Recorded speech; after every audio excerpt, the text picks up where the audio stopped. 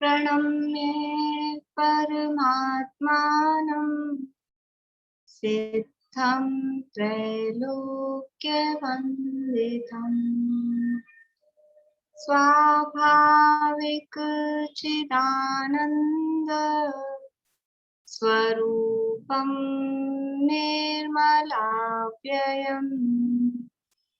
शुद्ध जीवादि द्रव्याणां देशिकं च जिनेश्वरम् द्रव्य संग्रह सूत्राणां वृत्तिं पक्षे समाश्रितम् जीवमजीवमदवम् जिणवरवसहेण जीर्णनेतीर्थम् देविन्दविन्दवन्दम् वन्दे तं सर्वदा शिरसा कहे जीव अजीव जिनवर वृषभ ने लोक में वे वंद्य सुरपति वृंद से वंदन करूं कर जोड़।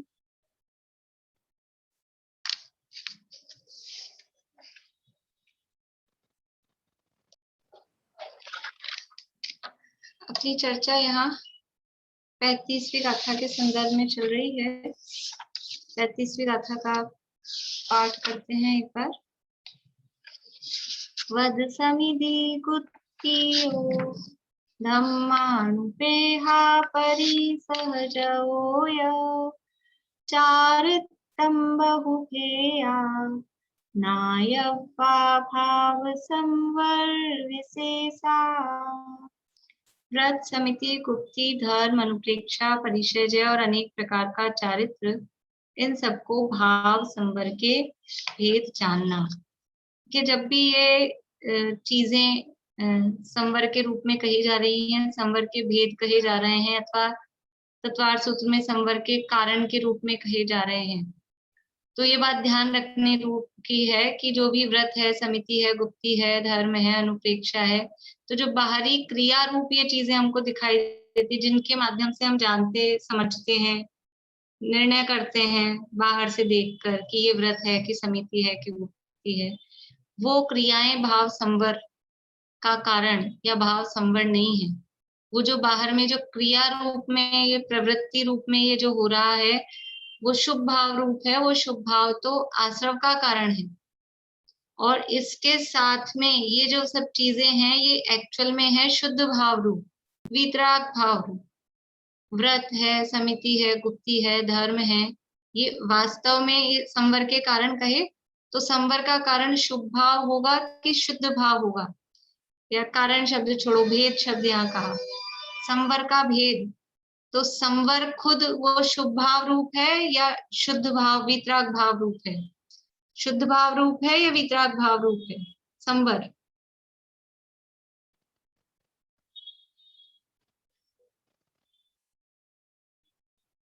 बढ़िया, एक दो लोगों के गलत हैं। वीतराग भाव रूप है, संवर शुभ भाव रूप थोड़ी ना है।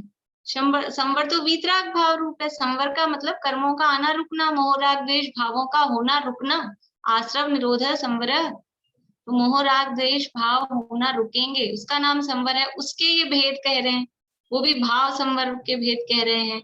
तो ये जो बातें चल रही है व्रत की, समिति की, गुप्ति धर्म अनुप्रेक्षा, ये शुभ भाव रूप क्रियाओं की या शुभ भावों की बात नहीं है यहाँ। यद्यपि समझाने में, बताने में वो क्रियाएं और वो शुभ भाव रूप ही उसका व्याख्यान होता है, फिर भी यहाँ ब्रह्मदेव सूर्य की तो जो लैंग्वेज है वो वीतराग स्वरूप, वीतराग परिणति रूप, शुद्ध भाव रूप वाली ही है। फिर भी हम जो समझते हैं लेकिन, तो वो उसमें शुभ भाव को मिक्स कर देते हैं। तो ये माइंड में क्लियर रखने वाली बात है कि जब यहाँ संवर का प्रकरण चल रहा है और संवर के प्रकरण में इन क्रियाओं की बात, इन चीजों की बात चल रही है, तो ये वीतराग भाव रूप व्रत समिति गुप्ति धर्म अनुप्रेक्षा की बात चल रही है। शुद्ध भाव रूप व्रत समिति गुप्ति धर्म अनुप्रेक्षा की, जो शुभ भाव रूप बाहरी क्रियाएं हैं, उनकी बात यहाँ पर नहीं है, ऐसा ध्यान में रखना चाहिए। तो यहाँ अपनी चर्चा अनुप्रेक्षाओं के संदर्भ में चल रही है और अनुप्रेक्षाएं 12 होती हैं, उनमें से अन्यत्व अनुप्रेक्षा तक की चर्चा अपनी हो गई है। सबसे पहले अनित्य अनुप्रेक्षा में संसार और जो संयोग और पर्याय हैं उनकी अनित्यता क्षणभंगुरता बताई। फिर अशरण अनुप्रेक्षा में उनकी अशरणता बताई। संसार भावना में ये संयोग और पर्याय रूप जो संसार है वो संसार असार है, उसमें कहीं भी सुख नहीं है, दुख ही दुख है, ये बताया। और इस दुख को भोगने वाला मैं स्वयं अकेला हूँ, मैं स्वयं ही इस संसार में जो भी सुख या दुख, सुख तो है नहीं वास्तव में, लेकिन हमको जिसको सुख कहते हैं वो सुख अथवा दुखी दुख जो है उसको मैं अकेला ही भोगता हूँ। और शरीर और जो बाहरी स्त्री पुत्र आदि या जो भी संयोग है ये वास्तव में मुझसे एकदम भिन्न है, अन्य है, अलग है, पृथक है, ये मेरे किसी भी रूप में नहीं है। ये बात अन्यत्व अनुप्रेक्षा में बताई। और जो अन्यत्व अनुप्रेक्षा में शरीर से अपना अन्यत्व बताया, जो कहा कि जल पय जो जियतन मेला, पे भिन्न भिन्न नहीं भेला। तो ये जो शरीर है, ये जो दूध पानी की जैसा मिलाई दिखाई दे रहा है, ये तो अभी वर्तमान की स्थिति बताई। वर्तमान में ये दोनों मिले हुए दिखाई दे रहे हैं, लेकिन वस्तु स्थिति क्या है? वस्तु स्थिति ये है कि प भिन्न भिन्न नहीं भेला, लेकिन वो वास्तव में मिले हुए नहीं है, वो वास्तव में भिन्न भिन्न ही है। तो उस शरीर में इतना बताने पर भी उसमें एकत्व ममत्व छूटता नहीं है, उसमें अपनापन जाता नहीं है। तो शरीर से ममत्व छुड़ाने के लिए अशुचि भावना, और आगे कहते हैं कि जिस शरीर को तू अपना मान रहा है, जिसको ही मैं कहता है यही मैं हूँ, उस शरीर का स्वरूप क्या है एक बार देख तो ले कि जिसको तू कह रहा है ये कितना गंदा है, गंदी चीज को कौन अपना कहता है। तो इस शरीर का अशुचिता अपवित्रता का ज्ञान इस अशुचि भावना में कराया जाता है। देखिए यहाँ से पढ़ते हैं अपन।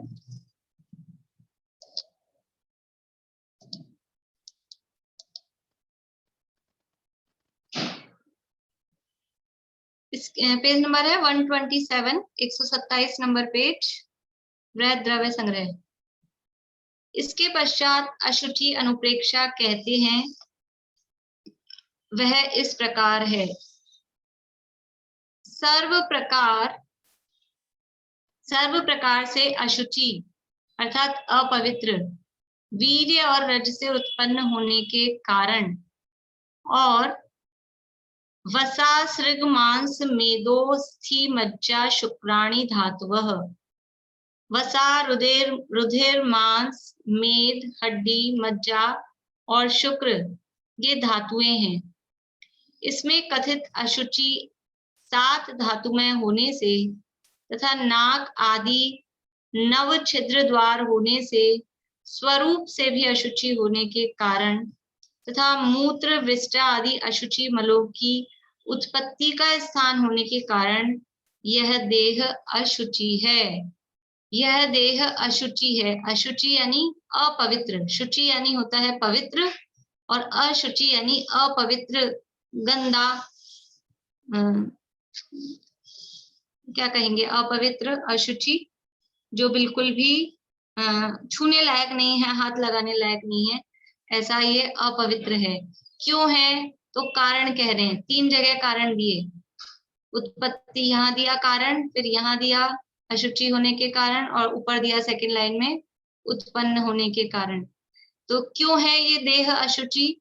उसके 3 कारण है। पहला, ये बना कहीं से, उत्पन्न किससे हुआ है? ये शरीर उत्पन्न किससे हुआ है? शरीर का बीज क्या है? उत्पत्ति का जो कारण है वो क्या है? तो कहा अपवित्र वीर्य और रज से उत्पन्न होने के कारण। सर्व प्रकार से अशुचि, जो मतलब किसी भी रूप में, किसी भी प्रकार से जो पवित्र नहीं हो सकता है, पवित्र नहीं है, गंदा ही है, अशुचि ही है, ऐसा वीर्य और रज, मात पिता रज वीरज मिलकर बनी देह तेरी, सप्त धातु मई मलमूरित। तो ये पिता के वीर्य और माता के रज से मिलकर ये शरीर की उत्पत्ति होती है। वो उसका जो बीज है वो ये है। तो जो उत्पत्ति का कारण है वो एकदम अशुचि है, तो कारण अशुचि है।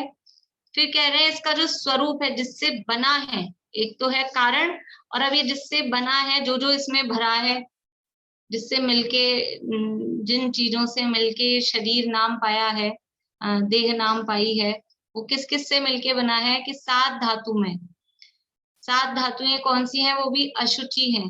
वसा, रुधिर, मांस, मेद, हड्डी, मज्जा और शुक्र, ये 7 धातुएं होती हैं। इन 7 धातुओं से मिलकर शरीर में क्या है?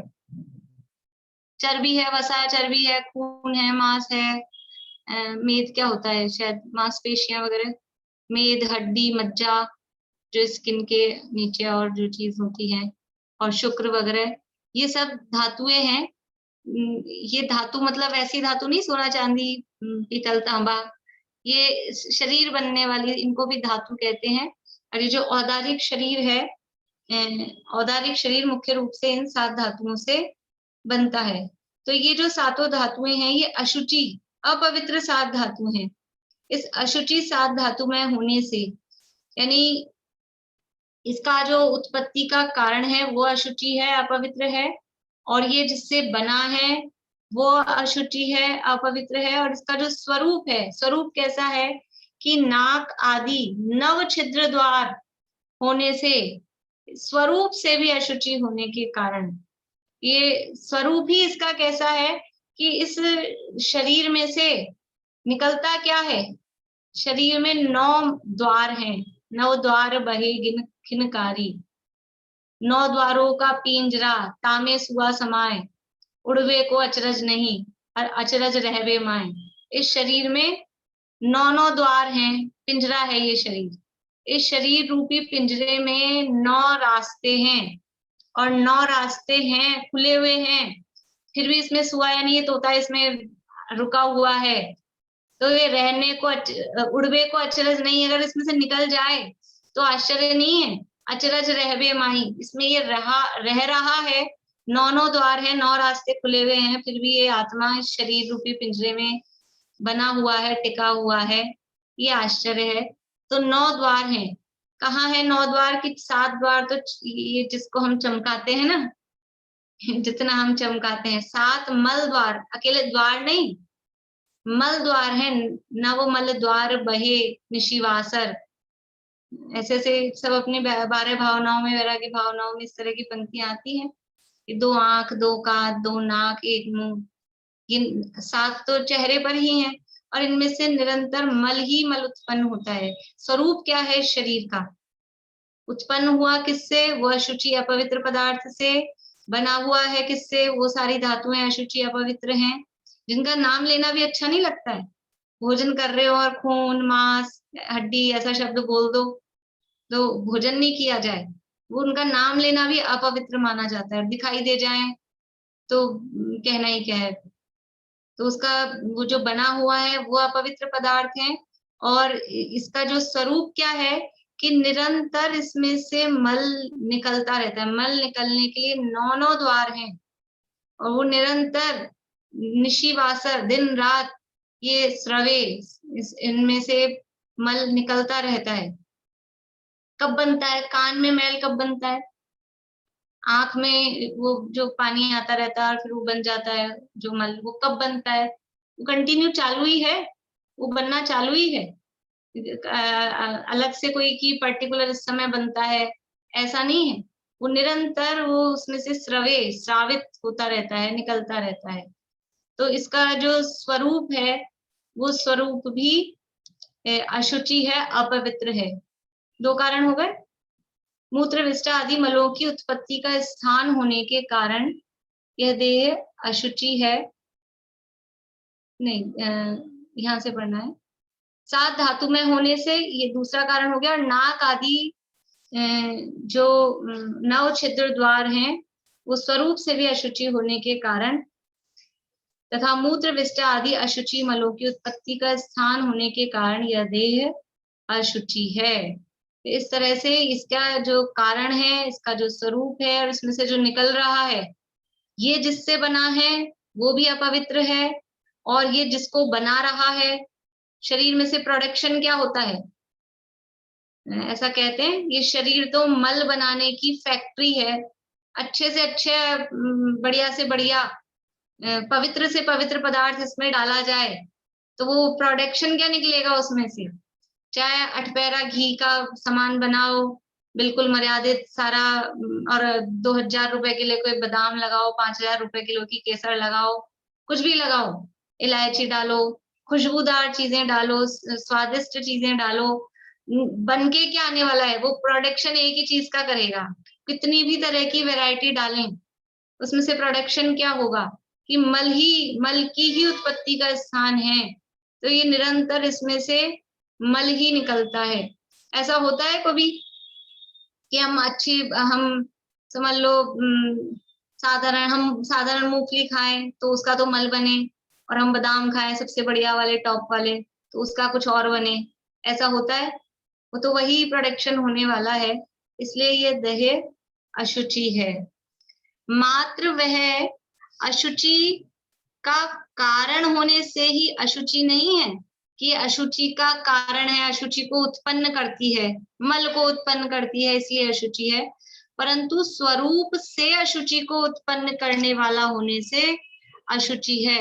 इस स्वरूप ही इसका अशुचि है, स्वरूप ही अपवित्र है। इसके लिए वो अपनी जो पूजन है ना 10 लक्षण की, उसकी लाइनें हैं उत्तम शौच की। क्या लाइन है बोलिए पूर्णिमा आंटी।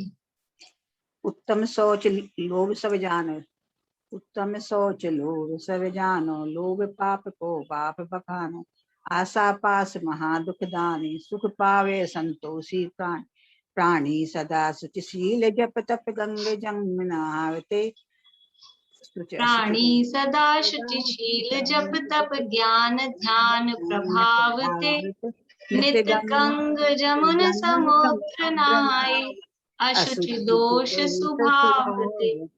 ऊपर अमल मल भरो, भीतर कौन विधि घट शुचि कहे, बहुदेह मेली सुगुन थैली, शौच गुण साधु लय।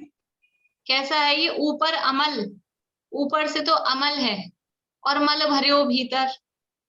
ये शरीर कैसा है, ऊपर से बढ़िया चिकना चुपड़ा सुंदर सुगंधित चमका चमका सा दिखता है, लेकिन अंदर भरा क्या है।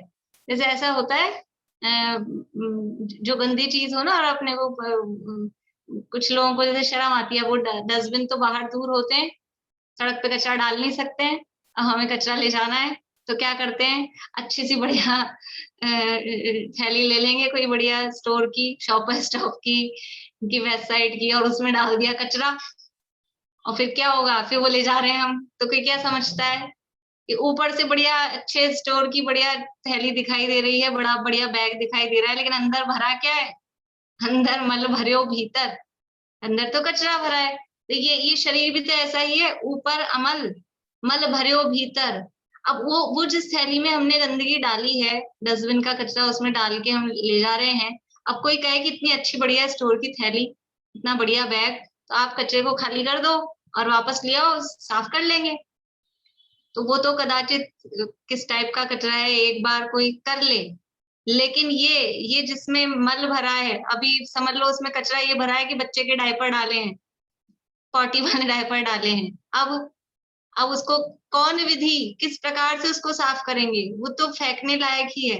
ऐसे ही इसमें ऊपर से चिकना चुपड़ा दिख रहा है, अंदर मल भरा है, और रोज सुबह साबुन लगा लगा के, शैम्पू लगा लगा के, और हम क्या कर रहे हैं, इसको पवित्र कर रहे हैं, साफ कर रहे हैं, हम बिल्कुल नहा धो के पवित्र होके आए हैं।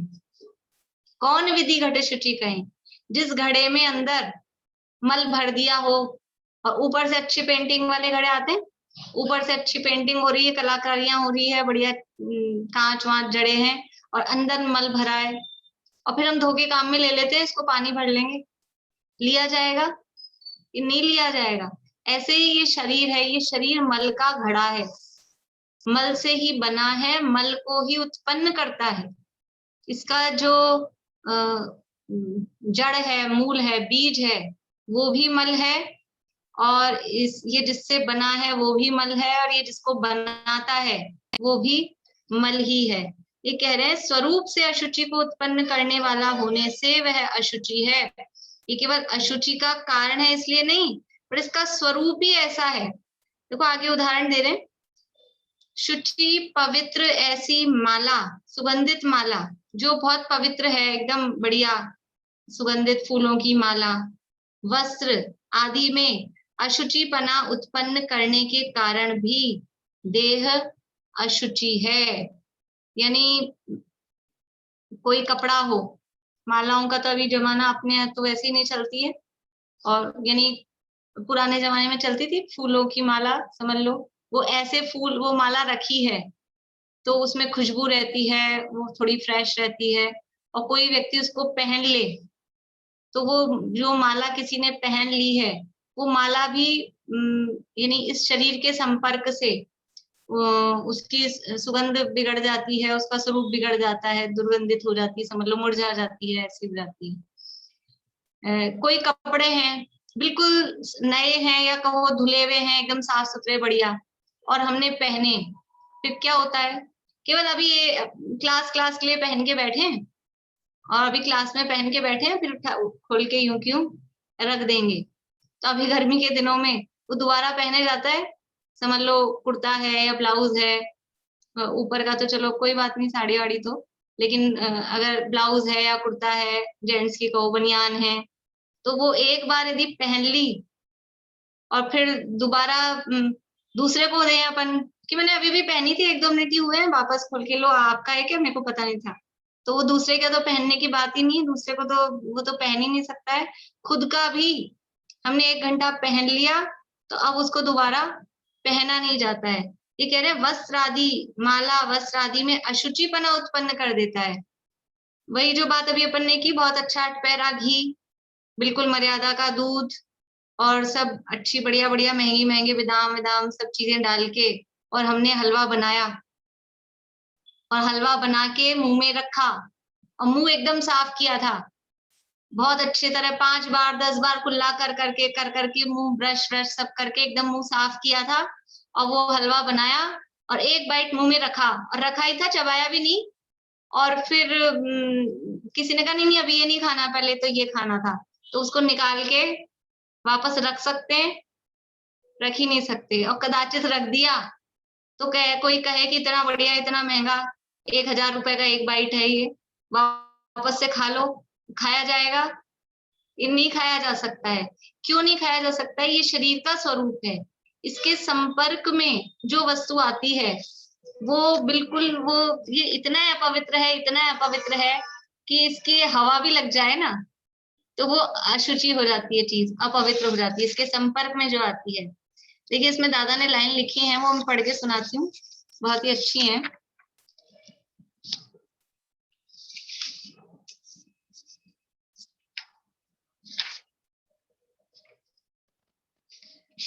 पूरी पढ़ लेती हूँ, 8-10 लाइनें हैं, मैं शेयर तो नहीं कर पाऊंगी, आप लोगों को याद हो जिनको देख लीजिएगा। जिस देह को निज जान कर नित रम रहा, जिस देह में, जिस देह को निज मान कर रच पच रहा, जिस देह में, जिस देह में अनुराग है, एकत्व है, जिस देह में क्षण एक भी सोचा कभी, क्या क्या भरा उस देह में। जिस देह में इतना अनुराग है, जिसको मैं मानकर इसमें रच रहे हैं पच रहे हैं, 24 घंटे में से हम हिसाब लगाएं तो हमारा समय किसके लिए जा रहा है? पूरे 24 के 24 घंटे केवल इस शरीर के लिए जा रहे हैं, और कुछ दूसरे आत्मा के लिए तो समय का, अपने लिए तो टाइम ही नहीं, 1-2 मिनट का भी टाइम नहीं है अपने लिए, सारा टाइम इस शरीर के लिए जा रहा है। तो क्षण एक भी सोचा सभी कभी, क्या क्या भरा इस देह में, एक विचार तो कर लें कि इसमें है क्या, क्या क्या भरा उस देह में, अनुराग है जिस देह में, उस देह का क्या रूप है, आत्म रहे जिस देह में। मलिन मल पल रुधिर की कस वसा का आवास है, जड़ रूप है तन किंतु इसमें चेतना का वास है। मलिन है, मल है, रुधिर है, कीकस, वसा, ये सब भरे हैं इसमें। ये जड़ रूप है, ये शरीर कैसा है, जड़ है, पुद्गल है, लेकिन फिर भी इसकी इतनी पूछ क्यों हो रही है? इस शरीर की पूछ पूछ मतलब इसकी इतनी इज्जत कब तक है? इस शरीर को इतना मान सम्मान, इतना गंदा होने पर भी, अपवित्र होने पर भी इसका इतना सम्मान क्यों हो रहा है? इसको इतना क्यों महत्व दिया जा रहा है? क्योंकि इसमें चेतना का वास है। ये जब तक इस शरीर में ये मैं हूं, जीव है, तब तक इसकी पूछ होती है, और जैसे ये निकल जाता है वैसे ही निकालो इसको भी। डरते हैं फिर, जब तक चेतना है तब तक सब पास रहते हैं, और चेतना निकल जाए तो उससे डर लगने लगता है, मुर्दा से, उस चीज से। देखिए आगे, वो जो लाइन मुझे पढ़ के बतानी थी अब आएगी। चेतना का वास है दुर्गंधमय इस देह में, शुद्धात्मा का वास है इस मलिन कारागृह में। इस देह के संयोग में जो वस्तु पल भर आएगी, वह भी मलिन मल मूत्रमय दुर्गंधमय हो जाएगी। ये आत्मा इसमें रह रहा है, शुद्धात्मा रह रहा है, इतना गंदा समझ लो कारागार, जेल जैसा है। और इस देह के संयोग में जो वस्तु पल भर आएगी, जो वस्तु बाहरी, यानी ये शरीर जड़ है, और जो जड़ पदार्थ इस शरीर के संयोग में पल भर के लिए भी आ रहा है, दोनों एक ही जाति के होने पर भी वो ये जड़ है, लेकिन ये क्योंकि महान अपवित्र है, तो अन्य जो जड़ वस्तुएं इसके संयोग में आ रही हैं, वो बाहर से अच्छी शुचि पवित्र हो तो भी वो भी सब दुर्गंधित अपवित्र हो जाती हैं। चाहे कोई कपड़ा हो, चाहे खाने पीने की चीज हो, कुछ भी हो। आप देखो अपनी ये पुस्तकें कैसी हो जाती हैं। ये मेरी जो किताब है ना, तत्वार्थ मणि प्रदीप, ये हाथ में पकड़ पकड़ के पढ़ पढ़ के वो सारी चारों तरफ से ऐसे कालापन आ जाता है। क्यों आता है?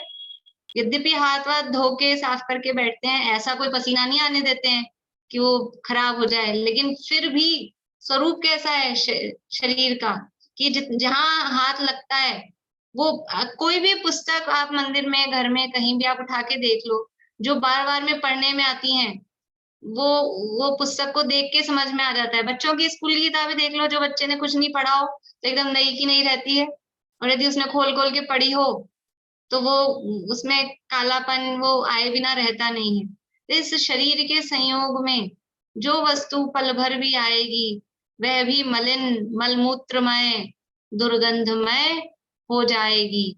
तो यहाँ कहा जो वस्तु, कोई भी वस्तु आए, लेकिन मैंने एक शब्द यूज में लिया, जो भी जड़ पदार्थ, वो जो दुर्गंधमय हो रहे हैं, वो कौन हो रहे हैं? क्योंकि सुगंध और दुर्गंध ये किसका गुण है? सुगंध होना कि दुर्गंध होना, ये जड़ पुद्गल का ही गुण है। जीव धर्म धर्म आकाश काल में ये गुण ही नहीं है कि वो सुगंधित हो कि दुर्गंधित हो। तो जो वस्तु दुर्गंधित हो रही है, मतलब जो जड़ पदार्थ इसके संयोग में आ रहे हैं, वो सब भी मलिन दुर्गंधमय हो रहे हैं। देखिए अब आगे क्या कह रहे हैं।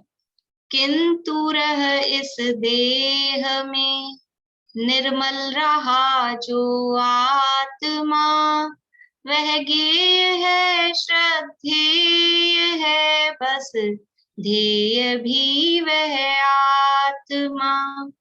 उस आत्मा की साधना ही भावना का सार है, ध्रुव धाम की आराधना आराधना का सार है। इस देह के संयोग में जो वस्तु पल भर आएगी, वह भी मलिन मलमूत्र में दुर्गंध में हो जाएगी, किंतु रहे इस देह में निर्मल रहा जो आत्मा। यह आत्मा शरीर में कब से है? परंपरा से कहें तो अनादिकाल से है, और एक भाव की अपेक्षा से कहें तो अब 30 साल 40 साल 50 साल 60 साल जिसका जितना है, इतने सालों से शरीर में रह रहा है। फिर भी निर्मल रहा जो आत्मा, अनादिकाल से शरीर के संयोग में रहने पर भी बाहर की वस्तुएं तो पल भर भी आ रही हैं तो दुर्गंधित हो रही हैं, मलिन हो रही हैं, अपवित्र हो रही हैं, और ये अनादिकाल से शरीर के संयोग में रहने पर भी निर्मल रहा जो आत्मा। ये किसकी महानता है कि वो उसके साथ में रहने पर भी वो दुर्गंधित नहीं हुआ, वो अपवित्र नहीं हुआ, वो निर्मल ही रहा। तो उसकी कुछ ऐसी शक्ति निर्मल रहने की कि इतनी अपवित्र देह के साथ रहने पर भी वो पवित्र रहा। किंतु रहे इस देह में निर्मल रहा जो आत्मा, वह ज्ञेय है श्रद्धेय है, बस ध्येय भी वह आत्मा। वह ही ज्ञेय है यानी जानने योग्य है, वह ही श्रद्धेय है यानी श्रद्धा करने योग्य है, और वह ही ध्येय है यानी ध्यान करने योग्य है। ये शरीर ना श्रद्धा करने योग्य है, श्रद्धा मतलब अपना मानने योग्य, ना ये शरीर जानने योग्य है, और ना ये शरीर ध्यान करने योग्य है। किसका ध्यान करना, किसको अपना मानना, किसको जानना कि वो सब मैं जो इतनी गंदगी में रहकर भी वो जो निर्मल रहा, कीमत किसकी है? ऐसे कहा जाता है कंचन को काट लागती नहीं, गुजराती की कहावत है। कंचन यानी सोना, सोने में काट यानी जंग नहीं लगती। कादे में हेम अमल है, छड़ाला में दिया उदाहरण कि वो कितना ही कीचड़ में पानी में पड़ा रहे, इस सोना किसका नाम, इस सोने में जंग नहीं लगती। वैल्यू क्यों है सोने की, लोहे की क्यों नहीं है वैल्यू? कि वो थोड़े से में ऐसी ठंडी हवा बारिश की हवा लगे जंग लग जाती है, और सोने में कभी जंग नहीं लगती। तो ऐसे ही ये शरीर रूपी कीचड़ में अनादिकाल से शरीर रहा, लेकिन वो कौन है? वो सोना कंचन, चैतन्य कंचन, वो उसमें कभी जंग नहीं लगी, वो निर्मल ही रहा। तो ऐसा वो सोना श्रद्धान करने योग्य है कि कीचड़ श्रद्धान करने योग्य है? सोने को अपना माने कि कीचड़ को अपना माने? कि वो जो सोना है, तो मैं चैतन्य स्वर्ण तत्व, ऐसा मैं शुद्धात्मा जो अनादिकाल से शरीर के संयोग में रहा, एक मेक होकर रहा, दूध और पानी की जैसे मिलजुल कर रहा, लेकिन उसका एक भी गुण, उसकी अपवित्रता जरा सी भी इतने इतने अनादिकाल का संयोग है। अनादि का भी कितना है हमने देख लिया, पंच परावर्तन में कितना लंबा अनादि है। इतने काल का शरीर का संयोग रहा तो थोड़ा सा तो सुगंध दुर्गंध वाला गुण आ जाता है इसमें, कि वो गुण ही नहीं है कि सुगंध दुर्गंध वाला, और अपवित्र वाला भी कोई गुण नहीं है कि ऐसी अपवित्रता बाहर की उसमें आ सके। वो सदा निर्मल था, निर्मल है और निर्मल ही रहेगा। इसका नाम है वो निर्मल है शब्द है वो त्रिकालवाची भी होता है। तीनों काल में मैं शुद्धात्मा निर्मल ही हूँ, उसमें मलिनता नहीं आई है। तो वो ही अपना करने योग्य है, वही जानने योग्य है, वही ध्यान करने योग्य है। शरीर अपना मानने योग्य नहीं है। ऐसे शरीर से अशुचि भावना का उद्देश्य क्या है? शरीर से अपनापन छुड़ाना, शरीर की अपवित्रता बताकर क्या करना चाहते हैं? हमको द्वेष उत्पन्न कराना चाहते हैं। द्वेष उत्पन्न कराना किसी भी भावना का प्रयोजन नहीं है। या तो भावनाओं का प्रयोजन वीतरागता उत्पन्न कराना है, न राग न द्वेष। तो ये शरीर का जो अशुचि स्वरूप है, वास्तविक है, वो स्वरूप बताकर उस शरीर से मोह हटे, राग हटे और अपने में अपनापन आए, ये इस अशुचि भावना का उद्देश्य है। तो शरीर की अपवित्रता बताकर खाली अपवित्रता नहीं बताई, वो शरीर अपवित्र होने पर भी वो होने दो ना अपवित्र, तुम वो हो ही नहीं, शरीर अपवित्र है, और ये सुन सुन के मुंह लटका के बैठ जाए, अब क्या करें हम इतना गंदा गंदे, कि तुम वो हो ही नहीं। ये गंदगी तो गंदगी में है, ये गंदगी तुम हो ही नहीं। तुम तो समझ लो हीरा हो, सोना हो, चैतन्य तत्व हो। तो इस शरीर में रहकर भी ये निर्मल रहा। वो जो उसमें पूजा की लाइनें पढ़ने पड़ी थी, बहु देह मैली सुगुण थैली, ये देह तो मैली है, लेकिन ये थैली किसकी है? ये शरीर रूपी थैली में भरा क्या है? शरीर रूपी थैली में एक बार तो कहा कि मल भरा है, वो एक अपेक्षा हुई। अभी दूसरी अपेक्षा से कि शरीर रूपी थैली में भरा क्या है, कि सुगुणों की थैली, जो सुगुण रूप आत्मा, जो अनंत गुणों का पिंड आत्मा, वो इस शरीर में रहता है। इसलिए सुगुण थैली, बहु देह मैली सुगुण थैली, ये देह मैली है लेकिन इसके अंदर एक गुणों की थैली, जो गुणों का धाम अपना आत्मा है, वो रह रहा है।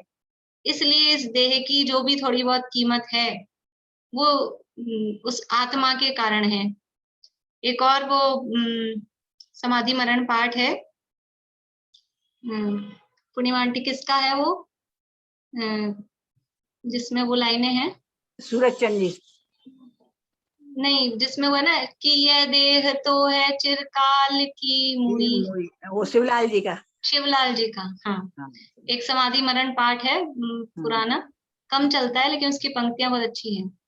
अभी पूरी नहीं आ रही। मेरी जिंदगानी से जिंदा हुई, ऐसे कुछ उर्दू के शब्द हैं उसमें। ये देह तो है चिरकाल की मुई, ये शरीर तो मरा मराया ही है। कब मरा, कब मरण होगा, कि तो मरा हुआ ही है। शरीर जिंदा है क्या? शरीर में चैतन्य गुण चिति शक्ति है क्या? जीवो, जीवो है क्या शरीर? शरीर जीव है क्या? जीता है क्या? जीता था, जीता है नहीं। कि यह देह तो है चिरकाल की मुई, ये तो मरा हुआ ही है। फिर इसको जिंदा कैसे कहते हो? फिर ये जिंदा और ये मरा, ऐसा क्यों कहते हो? कि मेरी जिंदगानी से जिंदा हुई। हाँ बोलिए। ये देह तज कर चले आज हम चिताम, इधर बोलो कि ऊपर से? वो ये वाली लाइनें बोलिए, मैंने बोली ना, मेरी जिंदगानी से जिंदा हुई। अच्छा, मेरी जिंदगानी से जिंदा हुई, बीच में है कहीं।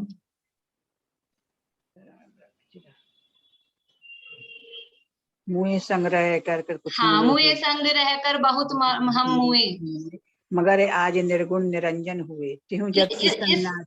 ये मुआ, ये मरा मराया शरीर था ना, इस मरे हुए शरीर के साथ रहकर, मतलब इसको अपना मानकर हम आज तक मरे ही मरे, बहुत हम हुए। इस मरे हुए के साथ में रह रहकर हम मरे बहुत बार। लेकिन अब क्या करें कि जिंदा तत्व को जीवो, इसीलिए पहला शब्द दिया है गाथा में, जीवो। जीव हैं हम, मरे हुए नहीं हैं। हम मरे हुए के साथ रह रहे के मर रहे हैं, ऐसा बोलते हैं ना। रोता रोता जाए तो मरे की खबर लाए, और रोते रोते रोने के साथ रहो तो ऐसा ही दिन निकलता है। मतलब बुरी बुरी बातें खबर होती है। यह देह चिरकाल की है मुई, मेरी जिंदगानी से जिंदा हुई, तजा हमने नफरत से ये मुर्दा आज, चलो यार अब चल करें मुक्ति राज, जिसमें झोपड़ी की लगी आग जब, हुई मेरे बैराग की जाग तब, संभाले में रत्न त्रय अपने तीन, लिया ब्रह्म अपने को मैं आप, इतने से अच्छा सब दिया पूरा। बहुत अच्छे है, अच्छे हैं। तो ये यानी शरीर का स्वरूप क्या है? अशुचि भावना में शरीर के स्वरूप का विचार करके आत्मा, यानी शरीर से आत्मा की भिन्नता, भेद विज्ञान है कि शरीर का स्वरूप क्या है, और ये शरीर इतना अपवित्र है, लेकिन मैं शरीर नहीं हूं। ये शरीर की अपवित्रता देख के कि मैं ही अपवित्र हो गया, मैं शरीर नहीं हूं, मैं तो शुद्ध आत्मा, उस अपवित्र शरीर में रहता हुआ भी मैं अत्यंत पवित्र, परम पवित्र पदार्थ हूं। वो बात यहाँ पर कही है। तो ये कहा कि किंतु रह इस देह में निर्मल रहा, ये जो मैंने पढ़ के सुनाई ना आपको पहले, जो अभी लाइनें 12 लाइनें, ये डॉक्टर हुकुमचंद जी भारेल वाली 12 भावना में से सुनाई है। कहीं कुछ लोगों को पता ही नहीं चल रहा हो कि क्या पढ़ा मैंने। जो दादा वाली है ना, डॉक्टर हुकुमचंद जी भारेल वाली, ये 12 भावना, इस, हाँ छोटी भी है, छोटी भी किताब में है। किंतु रह इस देह में निर्मल रहा जो आत्मा, वह गेय है, श्रद्धेय है, बस ध्येय भी वह आत्मा, उस आत्मा की साधना ही भावना का सार है। ये जो भावना है, अशुचि भावना, अशुचि भावना कहो कि 12 भावना कहो, उनका सार क्या है? एक लाइन में बता दो आप तो। इतनी सारी 12 लाइनें, 12 भावनाओं की 144 लाइनें हो गई, वो सारी नहीं हमको समझ में आती है। एक लाइन में बता दो। ध्रुव धाम की आराधना आराधना का सार है। ध्रुव धाम यानी अपना शुद्धात्मा, उसकी आराधना करना ही इस संपूर्ण भावनाओं का सार है, संपूर्ण आराधना का सार है। संपूर्ण द्वादशांग का सार क्या है? संपूर्ण जिनवाणी का सार क्या है? इतने सारे अंग बता दिए, प्रकीर्णक बता दिए, चूलिकाएं रूप बदल रहे हैं, मायागता, आकाशगता और विद्यानुवाद और ये वो, इनका इन सबसे मतलब क्या है? ये मतलब केवल इतना ही है, ध्रुव धाम की आराधना, अपने आत्मा को जानना। चाहे 2 लाइन पढ़ के जानो, चाहे 2 लाइन सुन के जानो, चाहे पूरा जिनवाणी द्वादशांग पढ़ के जानो, जानना क्या है? जानना तो वही है, जानना केवल अपने आत्मा को, शुद्धात्मा को, शरीर और आत्मा का भेद विज्ञान ही करना है। जिसको जैसे हो, किसी को शॉर्ट में हो जाए तो उसने शॉर्ट में ही समझ लिया, और जिसको शॉर्ट में नहीं होए वो इतना सारा पढ़ के भी करना एक ही काम है। तो यहाँ ये अशुचि भावना में शरीर की अशुचिता और आत्मा की शुचिता, तो ये अभी आज जो अपन ने प्रकरण पढ़ा है, ये पढ़ी है अपन ने देह की अशुचिता। अगले पेज पे, अभी पूरी नहीं हुई है भावना, अगले पेज पे कह रहे हैं अब शुचित्व का यानी पवित्रता का कथन किया जाता है। आत्मा की पवित्रता का कथन वो आचार्य देव आगे अगले पेज पे करेंगे, अपन कल करेंगे उसकी चर्चा। बोलिए भारती आंटी। ये शरीर की अशुचि 3 तरह से बोली ना, सप्त धातु और उसके बाद में नव द्वार। तो नव द्वार में तो ये 7 ये है और 2 तो मल और मूत्र वाले ही हुए ना नव द्वार, और फिर तीसरे में फिर से मल और मूत्र वाला बोले, तो फिर ये 2 बार एक ही बात हो गई ना। शुरू में हाँ, जो वो बोले 3 तरह से बोल रहे हैं, आपने बोला 3 तरह के, पहले तो सप्त धातु बताए, फिर नव द्वार बताए और फिर बाद में मल और मूत्र बताया, तो रिपीट हो गया। नहीं, रिपीट नहीं हुआ। ये पहली देखो, पहला तो बताया रज और वीर्य से उत्पन्न होने के कारण, ये हाँ। कारण हुआ। अच्छा, वो पहला है। दूसरा कहा वसा, ये जो 7 धातु से मिलके बना वो कारण, और तीसरे में वो 9 द्वार वाला, वो 3 कारण हुए। वो मैं समझी कि वो मलमूत्र वाला थर्ड और वो सेकंड। नहीं, वो ठीक है, एक ही में है। वो 7 द्वार और 2 मल द्वार वो सब एक ही में है। वो 9 द्वार वाला एक ही में, वो एक कारण हो गया। और सप्त धातु वसा मध्य ये रुधिर मज्जा वाला ये एक कारण, और रज और वीर्य से मिलके बना वो एक कारण।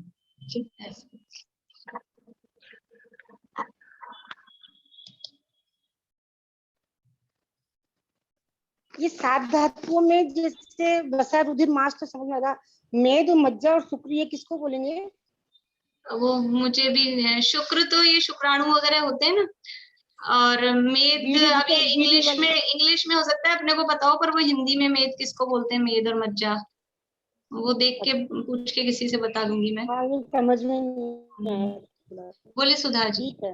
मैं इस वाले हट के मैं प्रश्न पूछ रही हूँ कि पुण्य पाप प्रकृति में जो है ना सूक्ष्म और बाधक, इसमें सूक्ष्म तो क्या पाप प्रकृति है या पुण्य प्रकृति है?